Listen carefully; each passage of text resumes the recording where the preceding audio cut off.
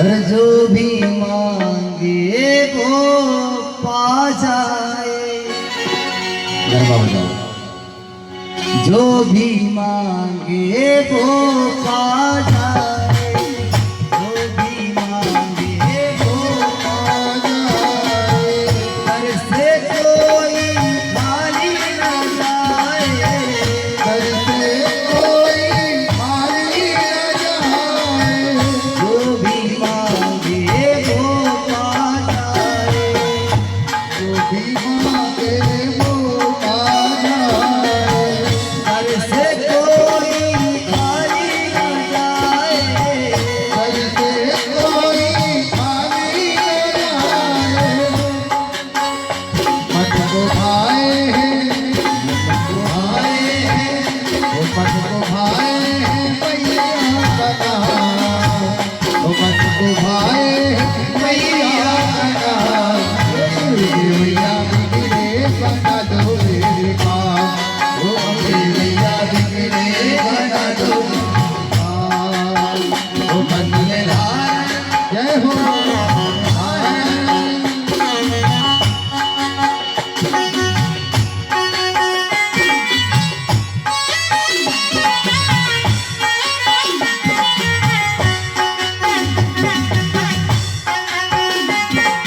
जय जय।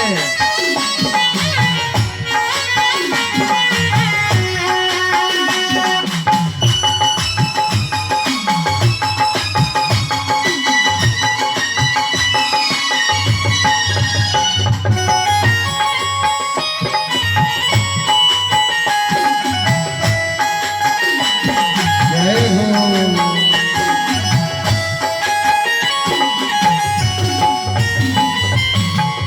इस दिन तेरी करे वंदना, इस दिन तेरी करे वंदना।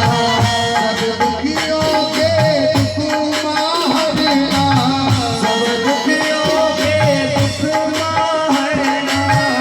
इस दिन तेरी करे वंदना, इस दिन तेरी करे वंदना।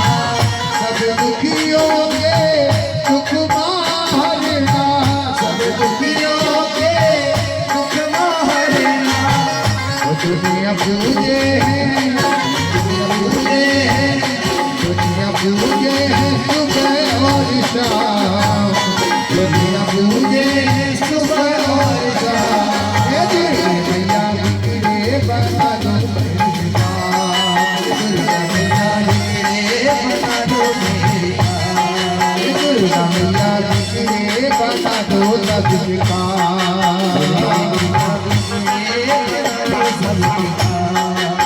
वो मत में धारण करो माता नाम, में धारण करो माता नाम, में धारण करो माता नाम, में धारण करो माता नाम। हे दुर्गे मैया बिगड़े बना दो सबके काम, मैया बिगड़े बना दो सबके काम, मैया बिगड़े बना दो सबके काम, मैया बिगड़े बना दो सबके काम, मैया बिगड़े बना दो सबके काम, मैया बिगड़े बना दो सबके काम। में धारण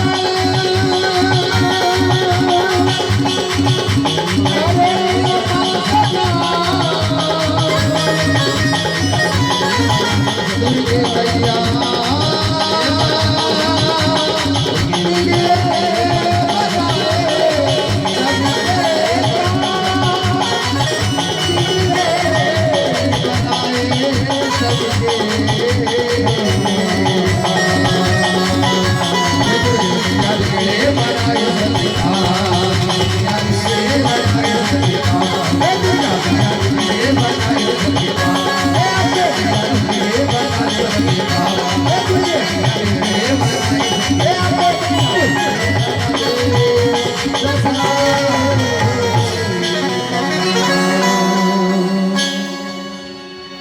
बोलिए साचे दरबार की जय हो। नारद जी बोले जैसे ही मैं पहुंचा, प्रभु नारायण को मैंने कहा प्रभु मेरे से भी भला आप इस तरह मुझे देख करके मां चली गई भीतर। भले माया मोह पर तो मैंने विजय प्राप्त किया हुआ। भगवान मुस्कुराए, वाह नारद तुमने तो सब पर विजय प्राप्त किया हुआ। थोड़ा सा एक काम याद आ गया नारद, चलो आओ उसे पूरा करके आते हैं। भगवान ने गरुड़ और वो एक सीट पर आज वीणा वाले को बैठाना था। चलिए प्रभु कहाँ चलना है? एक भगत के यहाँ तक चलना, थोड़ा सा काम है। नारद जी को बैठाया, गरुड़ जी पर ले जाने लगे। चलते चलते मार्ग में एक कान्यकुब्ज नगर पड़ा। कथा को ध्यान से सुनिए।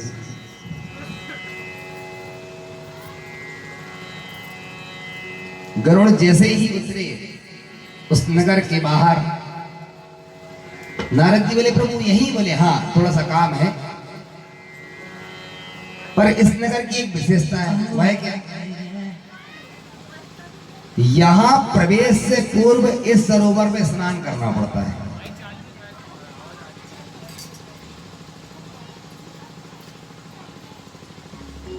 अच्छा, तो नारद तुम्हारी पीड़ा और मृक्षण को पहले मैं पकड़ लेता हूं, पहले तुम स्नान करो, क्योंकि यहां का नियम है जो कोई पहले स्नान करेगा उसके बाद ही वह उस गांव में प्रवेश कर पाता है। जब तक मैं तुम्हारी पीड़ा को संभाल लेता। ठीक है प्रभु। भगवान ने नारद जी का मृक्षण लिया, वीणा लिया, और जैसे ही नारद जी ने उस सरोवर में डुबकी लगाई, डुबकी लगाते ही वे स्त्री बन गए। भगवान वहां से तुरंत अंतर ध्यान हो गए। अंतर ध्यान जैसे ही हुए, नारद ने अपने आप को स्त्री जगत में देखा। मैं तो स्त्री बन गया इस जगत में, स्वरूप ही बदल गया। इधर उधर विचरण करने लगे।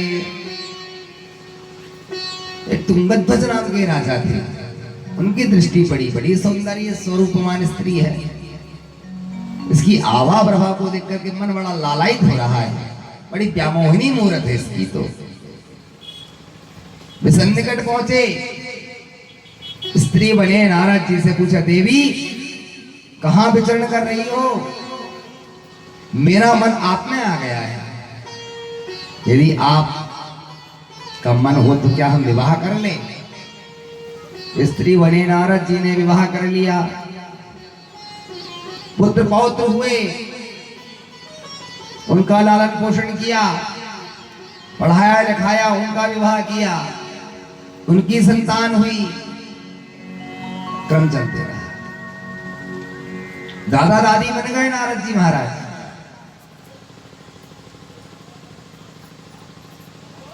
सुदूर देश के एक राजा ने आक्रमण कर दिया।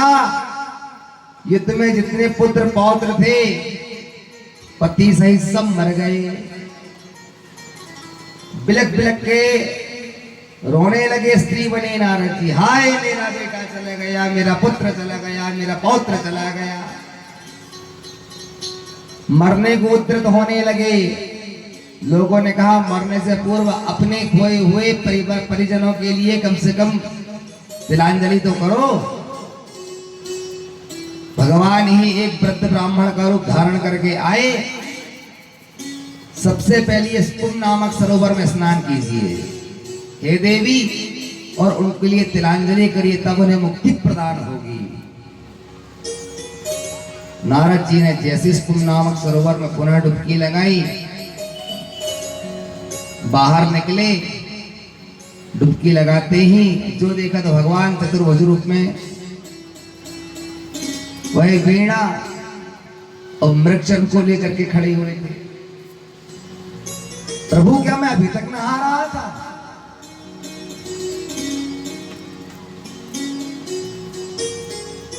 भगवान बोले जितना समय तुमको नहाने में लगा उतने समय में मैंने तुमको एक दृश्य दिखा दिया।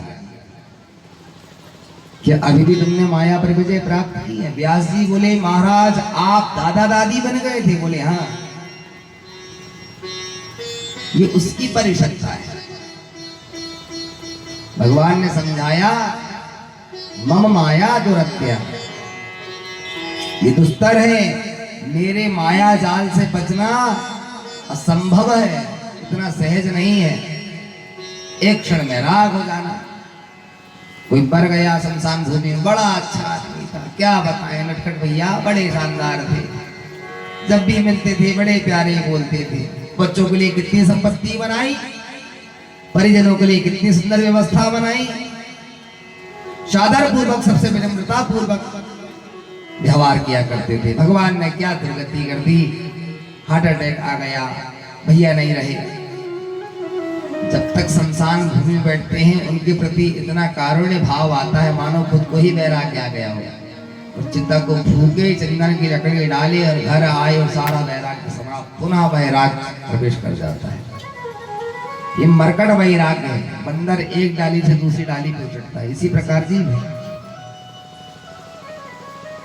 नारद जी कह रहे थे मैंने मोह और माया पर विजय प्राप्त किया और वह स्त्री बन गए। भगवान ने समझाया तुम नारद ही हो, इस सरोवर में स्नान मैंने इसलिए कराया था ताकि तुम्हें इस बात का बोध हो जाए, सारी प्रकृति मेरे अनुरूप चलती है, मेरे अनुसार प्रकट हुई है, संचालन करता मैं हूं, पालन करता मैं हूं, श्रृंगार करता मैं हूं। आदि मध्य अंत रहती ही जिसकी सत्ता परिलक्षित होती है वह भगवान है। श्री वेद व्यास जी को मोह और माया का आख्यान सुनाया नारद बाबा ने। जन्मेजय ने पूछा हे व्यास जी, ये परम सौंदर्य देवियां लक्ष्मी, पार्वती, नारायण और शंकर की भारिया किस तरह बनी है? उसी कथा को कल हम सुन रहे थे। इसके बाद में हमने सूक्ष्म रूप से, क्योंकि उत्सव भी मनाना था, तो हमने तुरंत ही शिव विवाह मनाया। ध्यान से कथा का आरंभ सुनिए। हालाहल नामक एक असुर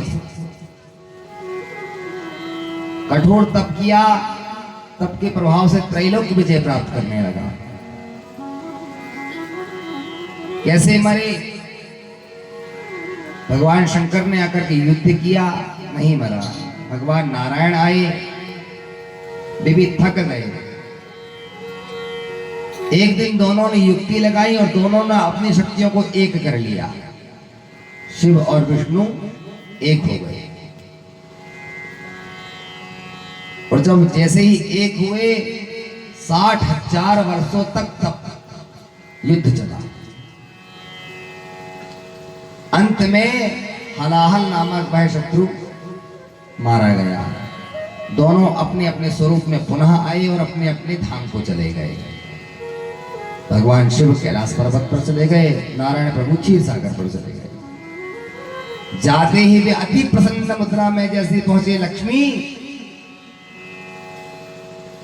आ गया। विराजी आसन दिया मां लक्ष्मी ने। नारायण प्रभु आते ही उन 60,000 वर्षों का वह जो बल पराक्रम था उसका बखान करने लगे। जानती हो देवी, ऐसा मस्तक प्रहार किया, हलाहल को रुधिर पवन करते हुए भूमि पर गिर पड़ा। एक दिन उसने मुझे वक्षस्थल पर जैसे ही गदा मारी, मैंने उसकी बाम चरण को उठा करके उसे भूमि पर पटक दिया। देवी बड़ा विकराल बलशाली था वह हलाहल, लेकिन पछाड़ पछाड़ के अंत में मैंने उसे रुधिर पवन करते हुए नष्ट ही कर दिया। मुस्कुराई मां लक्ष्मी, प्रभु आपके पराक्रम का बल कौन नहीं जानता, और एक क्षण में वहां से अंतर्ध्यान हो गई। अदृश्य होते देख भगवान नारायण वहीं मूर्छित होकर के और खोजने लगे, कहां चली गई लक्ष्मी, कहां चली गई, नहीं मिली। भगवान शंकर भी इधर कैलाश पर्वत पर माता पार्वती को वही आख्यान सुना रहे थे। जानती हो पार्वती, मुक्का ही मुक्का मारा मैंने पहले तुझसे, नहीं मारा तो मैंने नारायण से कहा कि हम दोनों एक हो जाते हैं। दोनों की शक्ति जब एक रूप में समाहित हो जाएगी तब कहीं जाकर ये दुराचारी दुष्ट हलाहल मरेगा। अच्छा, अरे देवी क्या कहने हमारे पराक्रम के, जो अभिमान बस बात कही भोलेनाथ ने, मां अदृश्य हो गई, अचेतन हो गए, खोजने लगी इधर उधर। जब कहीं नजर नहीं आई, मानव शक्ति रहित हो गए। मैंने कल भी बताया था, शिव से यदि ई अलग कर दिया जाए तो वह शव हो जाता है, और सब कहते हैं मुद्रा को डेड। यहां तो नहीं, दिल्ली मुंबई में तो डैडी कहते हैं, रोजे ही मारते हैं डैडी डेड, रोज एक्सपायरी हो रही है। जिस भाषा का कोई औचित्य नहीं है, उस भाषा को शिखर पे चढ़ा दिया। 4 देशों से उधार ली हुई भाषा है अंग्रेजी। अमेरिका, ब्राजील इत्यादि शब्दकोश ही नहीं है उस भाषा। उससे ज्यादा तो मराठी में है। क्यों भाई आदित्य, है कि नहीं? नागपुर, यहाँ तो आधी खमरिया तो नागपुर में जाके बस गई। बोलो अम्बे माँ।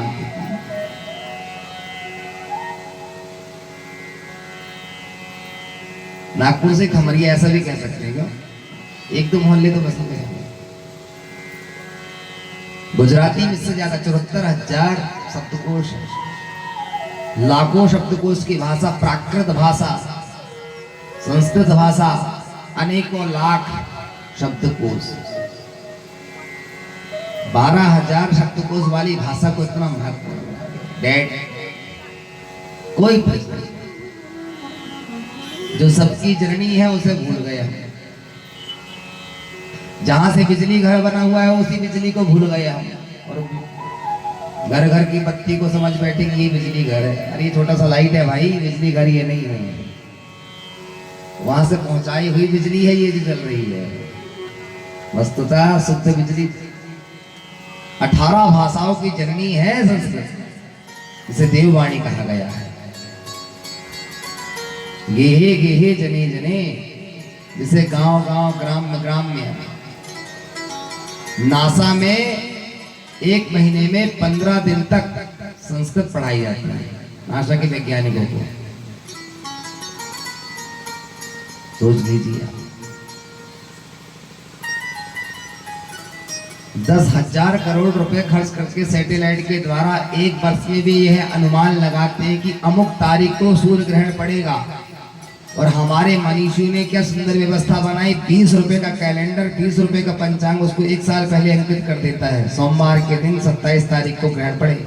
बोलो, हमारे मनीषी हैं कि नहीं पूजनीय, ब्रह्मर्षि हैं कि नहीं वंदनीय।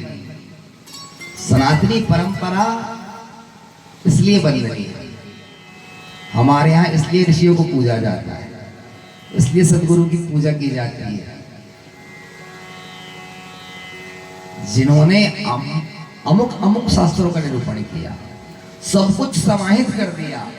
वे विज्ञान, वे वैज्ञानिक आज उस पर शोध कर रहे हैं जो शताब्दी वर्षों पूर्व हमारे महर्षियों हमें सहजता से प्रदान करके गए हैं। आज उसकी भी शिक्षा ग्रहण कर रहे हैं, उस पर रिसर्च कर रहे हैं। हमारे घर में भी जो धर्मशास्त्र है वे आज उसका पठन पाठन कर रहे हैं। हम लोग माया जाल में ज्यादा फंसे पड़े, इसलिए ध्यान नहीं दे पाते हैं। नवरात्रि होती तब कहीं जाकर के दुर्गा चाल से उठाते हैं। एक घर में मैंने देखा भगवान की मूर्ति वो लग ही नहीं रही थी, मूर्ति हो गई। और उन्होंने जब पूजन में लाया, हमने पंडितों से कहा भाई ऐसे, बोले महाराज ऐसा लग रहा है गुरुदेव बहुत पुरानी है। हमने कहा सफाई कराओ। और जब तो पहचान में नहीं आ रही थी, कितनी काली। हमने वो गृहस्थी से पूछा क्यों भाई पूजन नहीं करते क्या? बोले देवी जी का कोई रुझान नहीं। और डस्ट में इतने ज्यादा स्मेली को चली। शरीर के लिए भोजन, आत्मा के लिए भजन, इस बात की गांठ बांधो। जीवन में कुछ ना हो, एक नियम, सिर्फ प्रणाम कर रहे। जिस तरह रोज मंदिर नहीं जा पाते अथवा सूतक पातक अवस्था में मंदिरों में प्रवेश वर्जित होता है, नियम है। जो शिखर होता है कलसा, दूर से उसको प्रणाम कर लीजिए। मूर्ति को प्रणाम का आपको संपूर्ण फल मिल जाएगा। सिर्फ कलसे को प्रणाम करना है आपको, नहीं जा पाते, अशुद्ध है शरीर। मार्ग में कहीं जा रहे हैं, कपूरता का मंदिर दिख रहा है, दूर से प्रणाम करें। कलसे को प्रणाम करने से जो फल की प्राप्ति होगी वही साक्षात भगवान को प्रणाम करके पूजन करने से वो फल की प्राप्ति। अब इसका ये मतलब नहीं कि हम अच्छे हैं और हम कलसे का दर्शन कर लें, भीतर ही ना जाएं।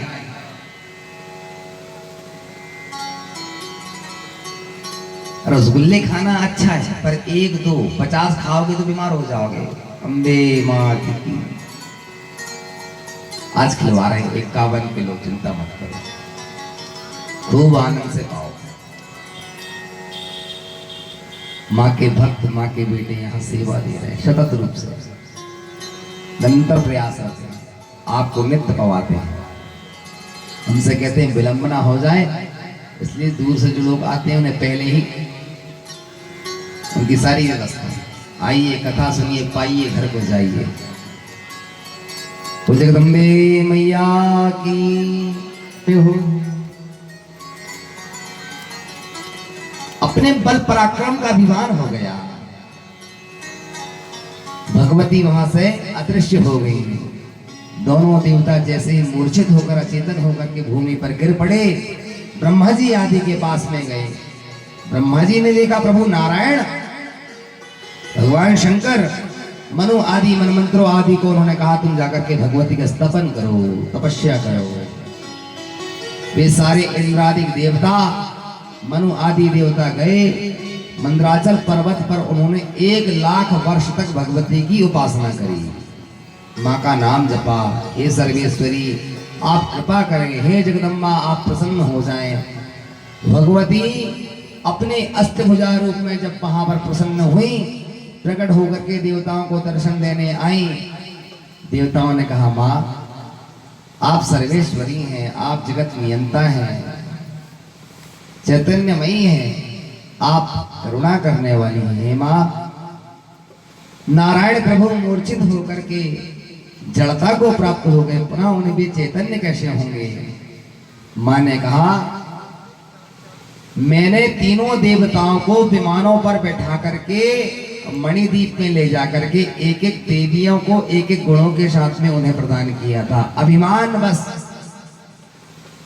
वे उनसे दूर चली गई। कालांतर में मैं ही अपने अंश से पुनः उन्हें लक्ष्मी और पार्वती के रूप में प्राप्त होंगी। मैं ही दक्ष के यहाँ सती बन करके आऊंगी, मैं ही उस विष्णु को, नारायण प्रभु को पुनः लक्ष्मी बन करके प्राप्त होंगी। मैं ही पद्मावती के रूप में जन्म लूंगी, मैं ही, मेरा ही स्वरूप सरस्वती होगा, मेरा ही स्वरूप गंगा होगा, मेरा ही स्वरूप गायत्री होगा।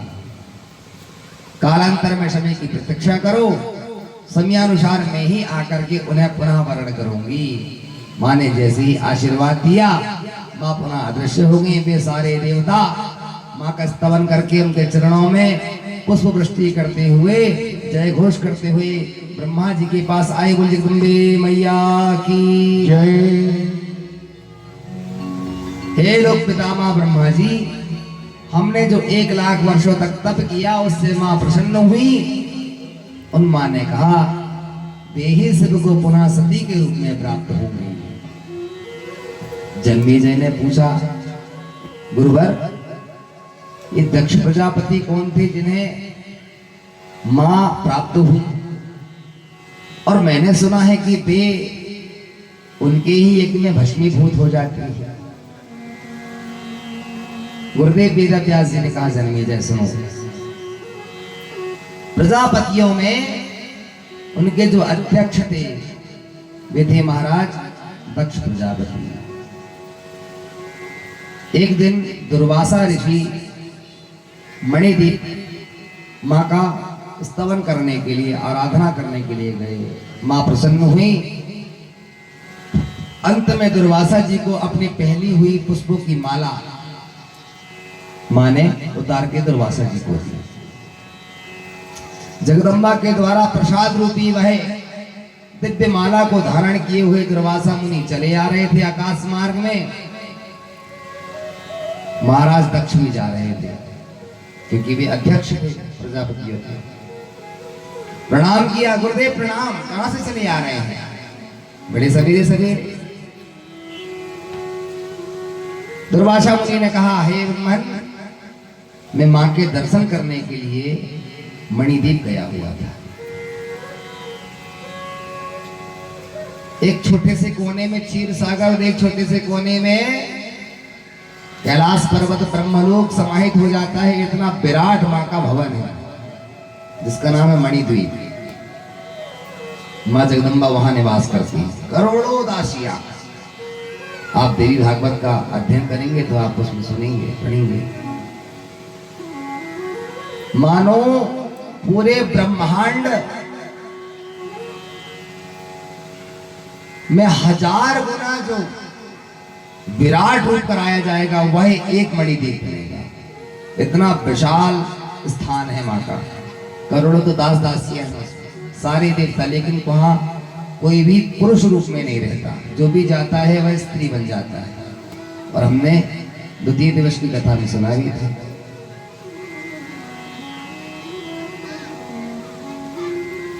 मणिद्वीप में रहने वाली मां, उनका मैं दर्शन करके पुनः लौटा। ब्रह्मन, ये आपके गले में बड़ी सुंदर माला ये मां ने प्रदान करी हुई है, क्या तुम्हारी इच्छा लगी हुई है? प्रसाद है, अवश्य धारण करो। महात्मा तो ठहरे, संत हृदय नवनीत समाना, दयालु होते हैं महात्मा। दुर्वासा जी ने उतारा उसी माला को और पुनः दक्ष प्रजापति को दे दिया।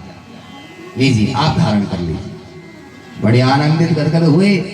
अपने मार्ग को दुर्वासा जी चले, अपने मार्ग को महाराज दक्ष प्रजापति बड़े आनंदित होकर के राजमहल में आए। आकर के उन्होंने उस माला को धारण ही किया, उतारा नहीं। भूल गए ये माँ की प्रसादी माला थी जो मुझे दुर्वासा जी ने अति प्रेम के कारण दिया हुआ है, प्रसाद रूप में दिया हुआ है। भूल गए। भोजन आदि किया। रात्रि में जब शयन करने लगे, संबंध बनाने लगे, तब भी वही माला उसी शयन कक्ष में रखी हुई थी जिसे माँ के दरबार में शुद्ध पवित्र स्थान पर रख देना था। उस माला के प्रकोप से यह हुआ, जो सबसे छोटी कन्या थी तो 60 कन्याएं, सती सबसे छोटी थी। शतता को धारण करने वाली सती जब बेतेज पुंज से भगवती अपने अंशावतार में दक्ष प्रजापति की पुत्री बन करके आई, उस माला का यह प्रभाव हुआ कि दक्ष प्रजापति द्वेष करने लगे। भगवान शिक्षित तो करते ही थे। एक दिन सभा लगी हुई थी, तीनों देवता विराजमान थे। दक्ष प्रजापति आए, सभी ने उनको प्रणाम अभ्युत्थान किया, लेकिन पिता ब्रह्मा नहीं उठे, भगवान नारायण नहीं उठे, और अपने ससुर जी समझते हुए भगवान शंकर भी नहीं उठे। सभी को अभ्युत्थान प्रणाम करते बड़ा आनंदित गदगद हृदय से वह दक्ष प्रजापति देखने लगा। पितामह ब्रह्मा को प्रणाम किया, भगवान नारायण को प्रणाम किया, और जैसे ही भगवान भोलेनाथ की तरफ दृष्टि किया, कुपित हो गया। भू साधो साधो नाम, इस दुर्मति शंकर को, मतवाले शंकर को, वृषभारूढ़ वाले शंकर को इतना भी बोध नहीं है। प्रजापतियों में अध्यक्ष में सारी प्रजा मुझे देख करके प्रणाम कर रही है और यह बैठा हुआ है। शंकर जी के गणों ने जैसे सुना, हे दक्ष खबरदार, भोलेनाथ किस प्रकार आप शब्दों का यदि प्रयोग किया तो। अरे महाराज क्या बताएं, वो स्वागत समारोह रखा गया था दक्ष प्रजापति के अध्यक्ष बनने की अनुशंसा में, वह श्राप समारोह में परिवर्तित हो गया। वे सारे गण दक्ष मुनि को, प्रजापति को श्राप देने लगे। दक्ष भी उनको श्राप देने लगे। भगवान शंकर ने शांत किया। श्रृंगी ने कहा, प्रभु हरिहर निंदा सुनी दुकाना, होई पाप गौ घात समाना। अपने गुरु अपने इष्ट की सदैव ही निंदा नहीं सुननी चाहिए। कदाचित यदि आप में सामर्थ्य नहीं है तो कान में उंगली डाल करके इस स्थान का त्याग कर देना चाहिए।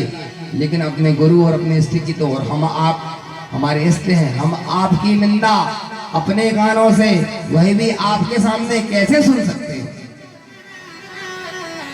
भगवान शंकर ने शांत किया अपने गणों को, वे वहां से चले। कालांतर में जब उसी दक्ष ने यज्ञ किया, सभी को आमंत्रित किया, लेकिन नहीं किया तो माता सती को, अपनी छोटी बेटी को जानबूझ करके भूल गए। इसके घर में निमंत्रण कार्ड देना ही नहीं है। भगवान शंकर से द्वेष था, उस माला का प्रभाव था। मां का वह तेज पुंज जो सती के रूप में प्रकट हुआ, लेकिन वह रहा नहीं। और दक्ष यज्ञ में जब मना किया भगवान ने जाने के लिए, तो मां कहती है मेरे पिता के घर में मुझे जाना ही पड़ेगा।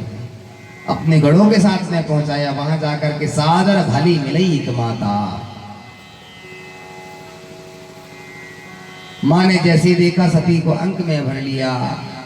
बहनों ने ताने मारना शुरू कर दिया, बताओ कैसे कैसे लोग होते, बिना बुलाए चले जाते। भीतर गई, पिताजी नहीं दिखी। मां ने कहा कि तू यज्ञशाला में। सती दर्शन करने के लिए गई। पिता ने देखते हुए भी मुख को मोड़ लिया, मुख मोड़ लिया। मां सती समझ गई पिताजी नाराज होंगे, मैं लेट आई ना, बहने कल से आ गई है। पुनः दोबारा प्रणाम किया, पुनः मुख घुमा लिया। कहने लगे से बुलाया किसने है? मैंने तो इसे निमंत्रण कार्ड भी नहीं दिया था, क्यों आ गई होगी? गोताओं ने आकर के कहा बेटी यज्ञ का दर्शन कर लो। वे पुनः यज्ञाचार्य को जैसे प्रणाम करने गई, यज्ञशाला में जो देखा था भोलेनाथ का महाभागी नहीं था। सारे देवताओं का स्थान बना हुआ है मंदिर में, जैसे भी हमने सारी देवताओं को स्थान दिया हुआ है। भगवान शंकर का स्थान भी है, समस्त देवताओं का स्थान है, मां का स्थान है। उस यज्ञशाला में कहीं शिव जी का स्थान ही नजर नहीं आया। माता सती कुपित हो गई, और अब तो वे कुपित होकर के क्रोध में आकर कहने लगी, अरे दक्ष, धिक्कार है मुझे, मैं तुम्हारी पुत्री हूं। हे भोलेनाथ देवाधिदेव महादेव, जिनसे तुम इस प्रकार का व्यवहार कर रहे हो, जगत नियंता है, तामस गुण की प्रदाता, सारी सृष्टि को विलय करने वाले, प्रलयकालीन समय में अपने उदर में धारण करने वाली यदि कोई है तो वे नीलकंठ महादेव है। धिक्कार है मुझे, तुम मेरे पिता बने हो। मेघ गरजने लगे भगवती के प्रकोप से, तीव्र वायु चलने लगी, हाहाकार मचने लगा, पक्षी चहचहाने लगे, बिडाल आदि की आवाजें आने लगी। सारा यज्ञ, वे सारे यज्ञाचार होता ऋत्विज आदि का समूह एकत्रित हो गया। मां ने जैसे कुपित होकर के कहा, धिक्कार है मुझे, यदि तुम्हारे शुक्र से उत्पन्न नहीं होती, तुम्हारी पुत्री नहीं कहलाती। धिक्कार है, ऐसे शरीर का ही होना व्यर्थ है, तुम मेरे पिता कहलाने योग्य नहीं हो दक्ष। और मां ने अपने बाएं पैर के अंगूठे को जैसे ही दबाया, पृथ्वी पर पुनः अग्नि उत्पन्न हो गई, और उन्होंने योगाग्नि के द्वारा अपने शरीर को भस्मीभूत करने दिया। नारद जी ने जाकर के भोलेनाथ को बताया माँ कहाँ गई हुई है, और जैसे ही सुना, शिव ने दौड़े वहां से आकर के देखा तो शरीर का वह जला हुआ शरीर योगाग्नि में ले लेकर के इधर उधर भ्रमण करने लगे। गणों ने जाकर के पूरे यज्ञ को विध्वंस कर दिया, दक्ष का सिर अलग कर दिया, पूषा आदि देवताओं की दाढ़ी उगाड़ करके फेंक दी, ऋतुजों को मारने लगे वे सारे गण। शिव इधर उधर लेकर के दौड़ने लगे। ये जन्मेजय, माँ के अपार अगाध प्रेम करने वाले वह भोलेनाथ, माँ के उस चित विलास को लेकर के अपने कांधे पर धर करके जब वे सारी सृष्टि की इस लोक से उस लोक में भ्रमण करने लगे, चारों दिशाओं में भोलेनाथ ने ले जाकर के भगवान नारायण ने पीछे से सुदर्शन चक्र चलाया। माँ के उस दिव्य शरीर के जहां जहां अंग गिरे वहां पर 51 शक्तिपीठ बने। वे सारे देवता आज वहां पर जाकर के पूजित होते हैं, जगदम्बा को प्रणाम करते हैं। हे जन्मेजय, इस तरह मां सती ने देह त्याग किया। भगवान भोलेनाथ ने सभी स्थानों पर कहा, जो भगवत भक्त आकर के शिव शक्ति का इन 51 स्थानों पर पूजन करेगा वह मेरे शिव सायुज्यम गच्छति, मानो वह मेरे सालों की मेरे धाम की ही उसे प्राप्ति हो जाएगी। इसलिए सदैव ही शक्ति पीठों का दर्शन करना चाहिए। ये समस्त जगह 51 शक्ति पीठ बन गए, नेपाल में भी है। भगवान शंकर को वैराग्य हो गया। विगत वर्षों तक भगवान योगियों की तरह वैराग्य धारण कर लेते हैं। अनेकों वर्षों तक भगवान ने तप किया। देवताओं को पुनः चिंता हुई, तारकासुर का वध कैसे होगा, वह तो शिव की ही तेज से उत्पन्न हुए पुत्र का ये द्वारा बाधित होगा। इसलिए वे मां सती जब देह त्याग करके पुनः पधारी तो उनका ही अंश स्वरूप हिमान के यहाँ महाराज पार्वती के रूप में थे। वे जगदम्बा जब पार्वती के रूप में हिमाचल राज के यहाँ जन्मी, उनके जन्म के ही कुछ दिनों पश्चात नारद बाबा पहुंचे और नारद जी ने जाकर के हस्तरेखा आदि बताई। हे हिमाचल राज, तुम्हारी कन्या बड़ी ही चैतन्यमयी है, अपार सौंदर्य, बल, विद्या, बुद्धि आदि को ग्रहण करने वाली सुंदर कन्या तुमको प्राप्त हुई है। मैना देवी ने कहा, गुरुवर आप यह और बता दें, इसका विवाह किस दिशा में होगा? नारद जी तो ज्योतिषी हैं। हस्त की रेखा, पास में बैठी हुई मां पार्वती के हाथ की रेखाओं को देख करके उनकी भविष्यवाणी करने लगे। हे रानी, आपकी जो कन्या है पार्वती, इसके अनेकों नाम होंगे। अंबा, अंबिका, अंबालिका, भुवनेश्वरी, नटेश्वरी, त्रिपुर सुंदरी, दुर्गा, भवानी, आदि शक्ति, पराम्मा, ज्वाला, काली आदि आदि नामों से लोग इसे पूजित होंगे, इनकी सेवा किया करेंगे। उत्तर दिशा में इनका ससुराल होगा। औढ़वधानी भगवान भोलेनाथ, वृक्षशाला को धारण करने वाले अनंत आभूषण से रहित ऐसा इसका पति होगा, ऐसा वर इसे प्राप्त होगा। गुरुदेव, आपने यह सब कुछ बताया, मुझे क्या करना पड़ेगा ऐसे वर को प्राप्त करते हुए? हिमाचल राज को याद आया, ये सारे लक्षण तो भोलेनाथ से मिल रहे हैं, क्या वे मेरी बेटी को वर लेंगे, ब्याह लेंगे? नारद जी बोले, अवश्य। यही पार्वती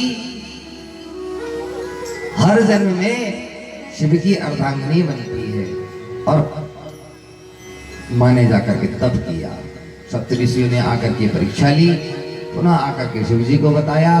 देवताएं आदि आकर गए, ब्रह्म ऋषि आकर के, ब्रह्मा जी ने जाकर के वहां सुंदर मुहूर्त आदि के द्वारा पुनः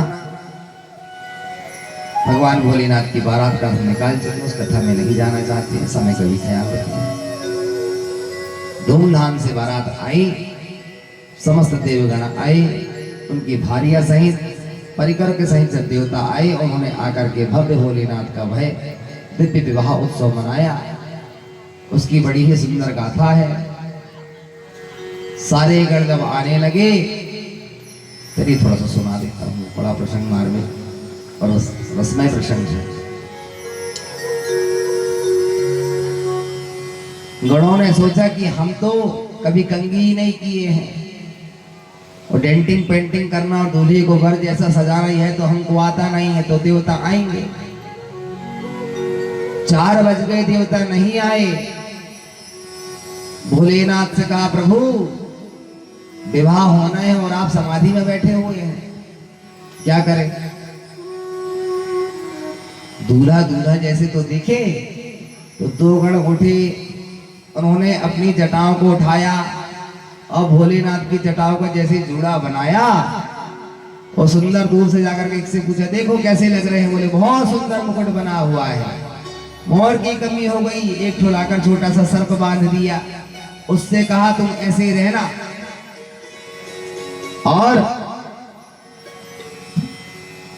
बाजूबंद में लाकर भी छोटे छोटे सर्पों को बांध दिया, कानों में दुतैया भरैया बांध दी। माला कहां से लाए? एक बोला चिंता मत करो,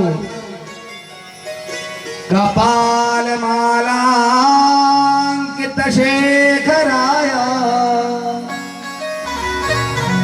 दौड़ा दौड़ा गया वह गण, स्मशान भूमि से जाकर के जितने मुंड थे सब उठा करके ले आया, सबकी माला बनाया, ले जाकर पहना दिया। अरे बाजू जी बड़ी खोपड़ी, खो बड़ी खो दिया है, इसलिए तो बड़ी है, ऐसी बड़ी बड़ी खोपड़ी का माला बनाया, ला करके पहना दिया। वाह, ऐसी अद्भुत माला, ऐसा लग रहा मानो कोई बोलने वाला हो। अब खोपड़ी में आंख भी दिखती है, मुख भी दिखता है, नाक की आकृति भी दिखती है। सुंदर खोपड़ियों की मुंडमाला बना करके धारण करा दिया। एक बोला भैया सब कुछ तो हो गया, मुकुट से लेकर के, मोर से लेकर के कानों के कुंडल धारण करा दिए, बाजूबंद धारण करा दिए, हाथों में लाकर के सर्पों को बांध दिया, चूड़ा आदि हो गया, पैरों में सर्पों को बांध दिया, मृगशाला पहने हुए बासुकी को बांध दिया। अरे बासुकी ध्यान रखना, मृगशाला खोले ना, नहीं नहीं, सरकार का जब तक पूरा घर में आ जाए कैलाश तब तक मैं ऐसे ही रहूंगा, खसक जाएगा नहीं तो। मृगशाला में कोई बटन तो थी नहीं, तो बासुकी को बांध दिया।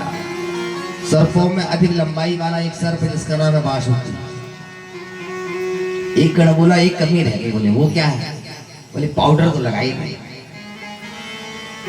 अब समस्या वाली पाउडर कहां से लाए? बताओ जी, पाउडर कहां से आया होगा? अबे पहुंचे, अरे बोले क्या बात करते हो, तुम 50 ग्राम की बात कर रहे हो, हम तो इतना पाउडर ले आएंगे साल भर का इकट्ठा। बोले वो कहां से आएगा? बोले अभी हम ला देते हैं। वो गया थोड़ा थोड़ा शमशान भूमि में एक ताजा ताजा मुर्दा मरा पड़ा,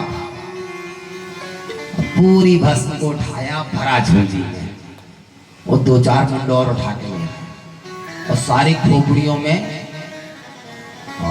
खोपड़ी लेकर के दौड़ा। उन्होंने कहा ये क्या ले आए? मुंड की माला तो धारण करा दिए थे। बोले भाई इसको पलटा करके तो देखो, जैसे खाली किया तो उसमें से ढेर सारा पाउडर। ये लो, भोलेनाथ से कहा प्रभु नेत्र बंद कर लीजिए। सरकार ने नेत्र बंद की और गणों ने फेंक फेंक करके मारना शुरू किया। अब भोलेनाथ को ऊपर से लेकर के नीचे भस्मीभूत। स्मशाने स्वाहा क्रीड़ा स्मर हर पिशाचा सहचरा चिता भस्मलेपा सृग पिंद्रक रोटी परिकरा अमंगल्यम शीलम तब भावतु नामैवमखिलम् तथापि स्मत्रेणां वरद परमं मंगलमसि। आज पहली बार स्मशान भूमि की वह ताजी भस्म प्रभु को श्रृंगार के रूप में अर्पित की गई। भगवान भोलेनाथ अति प्रसन्न। अब आईना तो वहां था नहीं, दर्पण के मुख को देखें। क्यों भाई, गणों में कैसा लग रहा हूं? एक शिला पर ले जाकर भोलेनाथ को बैठा दिए, एक पांव ऐसा दूसरे घुटने पर, हाथ में त्रिशूल, सिर पर कित चंद्रमा धारण किए हुए हैं, गंगा को रखा हुआ है। दो शीतलता प्रदान करने वाले, बहुत तेज रहता है गरम गरम, इसलिए दो चीज को ठंडा करवाने के लिए रखे हुए हैं। एक तरफ गंगा मैया है और एक तरफ चंद्रमा को। और जैसे भस्मीभूत किया भोलेनाथ, गण बोले वाह प्रभु, आप ही आप दिखेंगे, स्वर्ग आदि देवता भी लजा जाएंगे आपके व्यामोहनी सूरत को देख करके। पक्का दूल्हा लग रहे हो आप, माँ को वर्ण करके दो लाना है। रथ काहे में चलना है? नानिया बोले वाह सरकार, सदैव मैं आपको ढोता हूं, और आज तो इतना बड़ा दिन है, दिन था शिवरात्रि का। भगवान भोलेनाथ नंदी पर आरूढ़ हुए, सारे देवगण आए, उनकी देवियां आई, उन्होंने जैसे ही देखा भोलेनाथ को तो वे भयभीत हो गई। कर्पूर गौरम करुणावतारम, कर्पूर के समान भगवान श्वेत वर्ण के दिखाई दे रहे हैं, जो करुणा के अवतार हैं। कर्पूर गौरम करुणावतारम, संसार सारम भुजगेंद्रहारम, जिन्होंने जो संसार का ही एकमात्र सार है शिव, भुजंगों को भी जिसने धारण किया हुआ है। जो देखा स्वर्ग आदि देवियों ने, अरे बाप रे इतना विकराल दूल्हा हम तो नहीं देख पाएंगे, तो घूंघट भी पूरा नहीं खोल पाएंगे स्वर्ग आदि देवियां, भागी वहां से, अपने अपने रथ पे जाकर बैठे। देवता बोले और चले जाओ, देख जाओ, हम तो पहले ही कह रहे हैं मत जाओ, भोलेनाथ है। कैसे हैं? देव भागवत में व्यास जी कहते हैं, तस्मै नमः परम कारण कारणाय, दीप्तोज्ज्वलित पिंगल लोचनाय, नागेंद्र हारिकृत कुंडल भूषणाय, ब्रह्मेंद्र विष्णु वरदाय नमः शिवाय। ये ब्रह्म इंद्रादि देवता, वरुण आदि देवता भी आज भगवान शिव की इस स्वरूप को देख करके व्यामोहित हो गए, लजा गए। वही चंद्रमा भी कहने लगा, भोलेनाथ आपके जैसा दिव्य स्वयंवर, दिव्य स्वरूप कहाँ होगा। मंदार मालांकुलिताल कायई, कपाल मालांकित शेखराया, सुंदर अटोने की फूल की माला, मुंड की माला, भुजंगों को माला बना करके भगवान आपने आज धारण किया हुआ है। मंदार मालांकुलिताल कायई, कपाल मालांकित शेखराया। कित कहते हैं चंद्रमा को, उस चंद्रमा को भी प्रभु आपने सिरोधार किया हुआ है, सिर पर धारण किया हुआ है। गंगा मैया एक तरफ विराजमान हो रही है, आप और भवानी माँ पार्वती को हम प्रणाम करते हैं, आप लोग गलत बोलते हैं। दिव्यांबरायै च दिगंबराया, क्या है?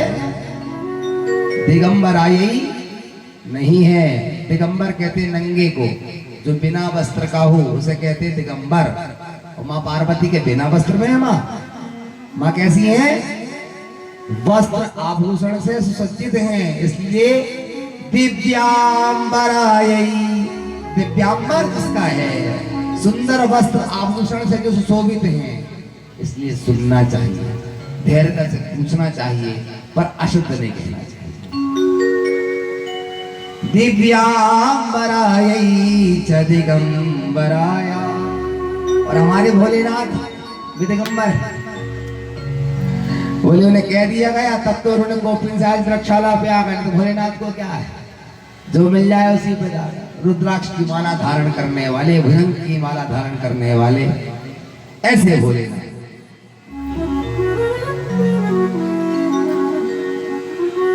और जब उनकी बारात आई, सारे देवगण आगे आगे, इंद्रादि देवता। संगी ने कहा, प्रभु सारी बारात निकल पड़ी और आप और हम रह गए, साथ में सारे लोग हो तो अच्छा लगता है। भगवान बोले ऐसी बात है, वे सुंदर सुंदर अपने रथ पर बैठ करके चले गए। भगवान बोले चिंता मत करो, अभी बैठे जाते हैं। और ढूंढा ना दिया, सुंदर सजाया गया वृषभ भगवान को। वृषभारूढ़ हुए शिव जी, अपने गणों की संख्या कम देखे तो वही तुरंत भृंगी को बजाया। जो भूखा महाराष्ट्र, ऑस्ट्रेलिया से लेकर अमेरिका के जितने सुंदर भूत प्रेत, पिशाचनी, मारीगढ़ इत्यादि बेताल थे, सब फांव करते हुए आ गए। हर हर महादेव, हर हर महादेव। सारे भूत प्रेत गण, मारीगढ़ बेताल से सब आकर के जय घोष करने लगे। देवताओं की अलग एक टोली चल रही थी, पीछे भोलेनाथ। और कोई मुखहीन बेफूल मुख काहू। बाबा तुलसी कहते हैं ऐसे ऐसे गण थे महाराज, लाखों तो ऐसे थे जिनके मुख ही नहीं थे, और कुछ ऐसे थे जिनके मुख ही मुख थे, हाथ पैर सब गोल। अब विकट रूप, जैसी जनवासे पर बारात पहुंची, महाराज हिमाचल राज ने सुंदर व्यवस्था बनाई हुई थी। जल इत्रादि लेकर के वे पहुंचे, सबको जल पिलाया, कपड़े पर सुंदर इत्र धारण कराया, सुंदर पुष्पों की माला धारण कराया, आसन दिया पादर के द्वारा। लोगों ने कहा वाह, इसकी बारात इतनी सुंदर है, दूल्हा कितना सुंदर नहीं होगा।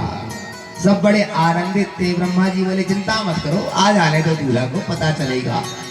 स्वागत सत्कार में शरबत इत्यादि पिलाया ही जाता है, ये रिवाज ही रहा है, शुरू से रीति चली आ रही है। सबको बढ़िया जूस पिला रहे थे। इतने में आकाश मार्ग से एक अमेरिका का आया भूत।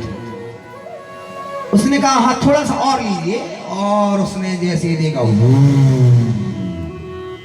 महाराज जो आवाज सुना, उसने जूस डाल दिया। जो आकाश मार्ग से विकराल स्वरूप वाला, उसने देखा भूत को। उस भूत को देखते पसीना छूट गया, बेचारा भाग तो वहां से, वो क्या रुकने वाला था। और दौड़ा दौड़ा, अरे बोले मृत्यु से बचना होगा तो वहां जाओ, बड़ा विकराल है।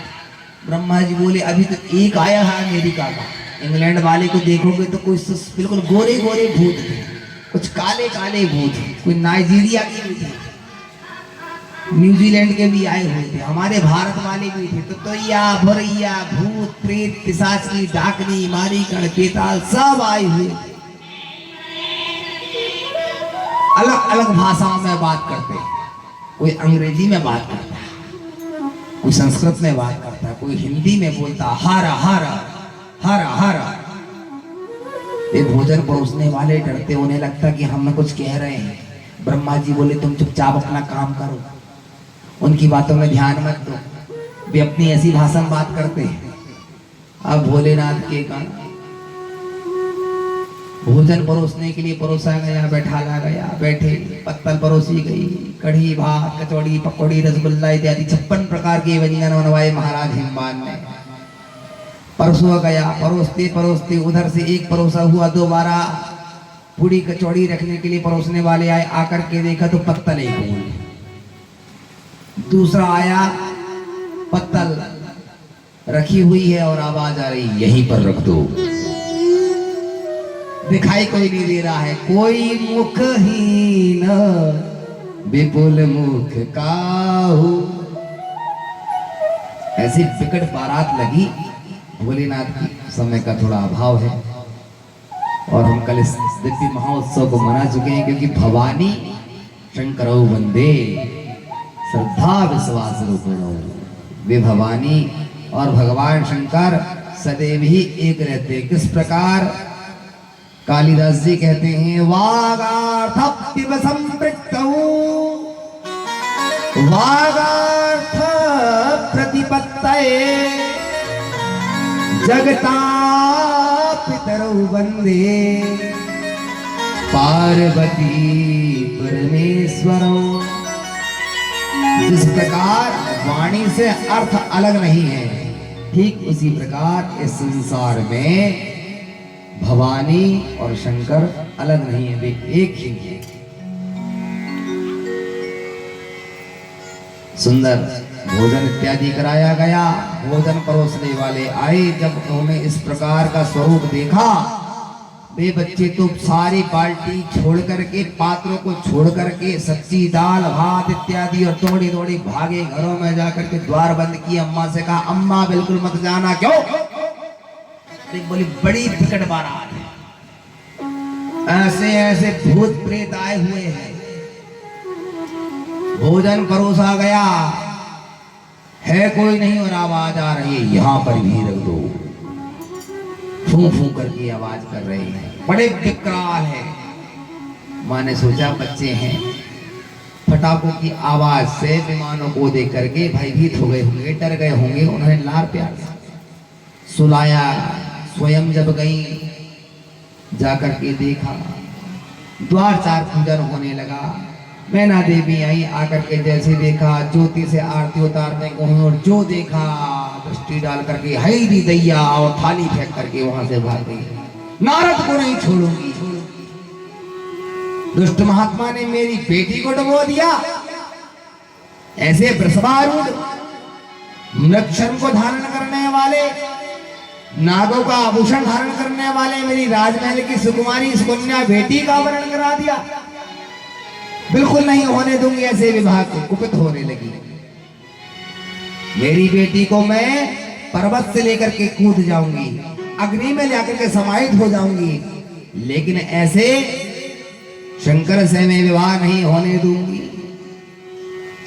समस्या बन गई। द्वार चार में ही ये हालत है, आगे विवाह कैसे होगा? माता पार्वती ने समझाया, मां,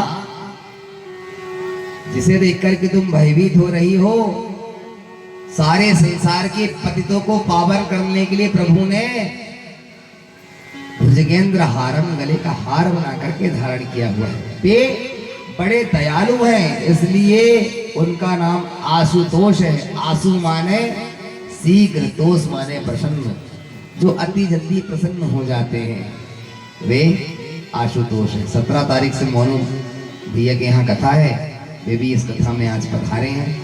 डुंगरिया में श्रीमद् भागवत कथा सुनाई जाएगी 17 से 25 फरवरी। कह रहे थे कि मैं कथा सुनने आ जाऊंगा।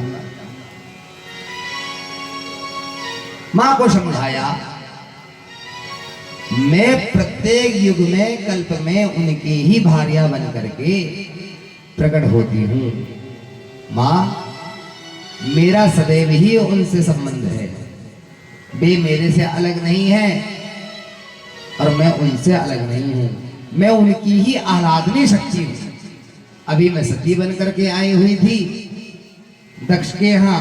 आज आपको सौभाग्य प्राप्त हुआ है कि मैं पार्वती रूप में जन्मी हूं। इधर ब्रह्मा और वशिष्ठ आदि ने आकर के हिमवान को समझाया, महाराज, आप जिसे साधारण कन्या समझ रहे हैं, वह तो जगदम्बा है। सुंदरानांच गौरी, वे गौरी ही आपके यहाँ जो पार्वती बनकर के जन्मी हैं, वे जगत की मां जगदम्बा है। वे पराम्बा ही विभिन्न रूपों में अवतरित होती हैं। हिमाचल राज, आप बड़भागी हैं जिन्हें मां का लालन पोषण करने का सौभाग्य प्राप्त हुआ है। विश्वामित्र जी कहते हैं, जब राम जी को मांगने आते हैं दशरथ जी से, दशरथ जी कहते हैं, प्रभु आप मेरे से और कुछ मांग लीजिए, लेकिन मेरे से मेरे राम लक्ष्मण मत मांगिए। क्यों मत मांगिए? ये मेरे हृदय के टुकड़े हैं, ये मेरे अभिन्न अंग हैं। यदि राम यहां से चले जाएं तो मानो हृदय से प्राण जा रहे हैं और केवल शरीर सब के भांति यहां रह जाएगा। विश्वामित्र जी ने वही बात कही जो आज वशिष्ठ और ब्रह्मा जी हिमाचल राज को कह रहे हैं। आप मानस पढ़िए, उसमें देखिए विश्वामित्र जी कहते हैं, महाराज आप बड़भागी हैं। जगत नियंता सर्वेश्वर पूर्ण ब्रह्म परमेश्वर, वह ब्रह्म ही राम बनकर के आपके यहाँ अवतरित होते हैं। आपको सौभाग्य प्राप्त हुआ है गृहस्थियों को, जो प्रभु आपके घर में पुत्र बनकर के जन्मते हैं। एक हम अभागे महात्मा हैं जिनको कभी दर्शन मात्र ही दुर्लभ होता है। आप बड़भागी हैं राजन। हे दशेंद्र, हे दशरथ, आप बड़भागी हैं। हिमाचल राज को आज समझाया, बड़भागी हैं। जो सुना, मेरे घर में जगदम्बा ही पार्वती के रूप में जन्मी है। उन्हें दोबारा सजाया गया। जन्मेजय ने पूछा, दोबारा? यह क्यों? बोले अभी बेटी का विवाह होने जा रहा था, इसलिए नगर को सजाया गया था। लेकिन अब जगत माता का विवाह होने जा रहा है, इसलिए पूरे नगर को पुनः सुसज्जित किया गया। बारात लगी, चौक पुराया गया, भोलेनाथ आए, सानंद पूर्वक माँ का विवाह हुआ, पाणी ग्रहण संस्कार किया। संकल्प के द्वारा अपनी पुत्री का हाथ उन्होंने भोलेनाथ को दिया। सारी क्रिया हुई, अंत में दहेज दे करके बेटी को कुछ सुंदर वाक्य कहा और दान दहेज दे करके उन्होंने अपनी बेटी को प्रातः काल विदा किया। जो इस शिव चरित्र को सुनता है वह शिव सायुज्यम गच्छति, भगवान शिव के सायुज्य सालोक को प्राप्त करता है। बोले शंकर भगवान की जय, जगदम्बा महारानी की जय। यह था शिव चरित्र। हे जन्मेजय, सूर्य वंश चंद्र वंश राजा अरुण जिनके पुत्र हुए सत्यव्रत, और सत्यव्रत का ही एक नाम था त्रिशंकु, रहने वाले अयोध्या के महाराज। ब्राह्मण के घर विवाह था बेटी का। इस त्रिशंकु ने क्या किया, ब्राह्मण की पत्नी का ही हरण कर लिया, विवाहिता पत्नी का हरण कर लिया। राजा को जाकर के जैसे सूचना पहुंचाई गई, महाराज अरुण बड़े कुपित हुए, जीवित पुत्र की ही तिलांजलि दे दी। व्यर्थ है ऐसी संतान का होना, मेरे नाम को गिरा रहा। विवाहिता ब्राह्मण पत्नी का हरण किया है मूर्ख ने, जीवित अवस्था में ही उसकी तिलांजलि दे दी। जब वह घर आया उसे देश निकाला करवा दिया, चांडाल होगा। वह आया, आकर के बार बार वंदना करने लगा। पिताजी बोले तुमने घृणित कार्य किया हुआ है, लोक निंदा होगी, मैं सम्राट हूं। महाराजा अरुण ने सत्यव्रत नामक उस त्रिशंकु को, अपने ज्येष्ठ पुत्र को राज्य से बाहर निकाल दिया। वन में आए, पर्णकुटी बना करके रहने लगे। आकाशवाणी हुई, माँ का नवाक्षर मंत्र ओम ऐं ह्रीं क्लीं चामुंडाये विच्चे नमः, इस मंत्र का जप करने लगे। जप करते करते वह चांडाल जो योनि प्राप्त हुई थी, वह स्वरूप धीरे धीरे नष्ट होने लगा। सत्यव्रत तप कर रहे थे। एक दिन उन्होंने कौतूहल देखा। क्या देखा? एक स्त्री अपने बच्चे के गले में रस्सी बांध करके उसका हाथ पकड़ करके ला रही है, जैसे हम जानवरों को ले जाते हैं। बैलों को नाथ में और नाथ को रस्सी को पकड़ा जाता है। सत्यव्रत ने कौतूहल को देखा, तुरंत आए, देवी आप कौन हैं? उन्होंने परिचय दिया, मैं ब्रह्म ऋषि महर्षि विश्वामित्र की पत्नी हूं। वे तपस्या करने के लिए गए हुए हैं, लेकिन अकाल पड़ा हुआ है, अन्न जल की भूख प्यास से प्रजाजन मर रही है। ये मेरी छोटी संतान है, इसको बेच करके जो धन प्राप्त होगा मैं अपनी दूसरी संतान का भरण पोषण करूंगी। सत्यव्रत ने सुना, मन दुखी हो गया। अकाल पड़ा हुआ था, अन्न की उत्पत्ति नहीं हो पा रही थी। जब जब धर्म कार्य बाधित हो जाते हैं, तब तब अकाल की स्थिति निर्मित होती है।